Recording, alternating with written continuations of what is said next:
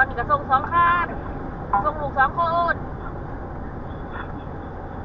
บ้านบ่ได้อยู่ค่าน้ำค่าไฟจ่ายเบิดได้แล้วทุกเบิดทุกบาททุกสตางค์จ่าย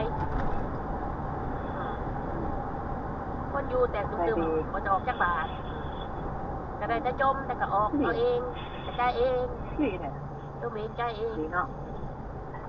ดีจังเลยจมไม่พวกข่อยละจมแล้วก็เฮ็ดเองเพราะว่าเจ้าของก็บ่ว่างบ่ปล่อยเจ้าของบ่ว่างบ่ปล่อยโทษใครล่ะบัดพี่คิดว่าพี่จะให้ไว้ใจให้แกทำเหรอเพิ่นว่าอ้าวก็ได้บ่ไว้อยู่เสียงในหัวบ่โอ้ยพี่ก็ไม่เคยไว้ใจใครอยู่แล้วพี่ก็ไม่เคยไว้ใจใครอยู่แล้วก็ดีก็ดีข่อยก็บ่ได้ว่าออกไปดอกว่าข่อยก็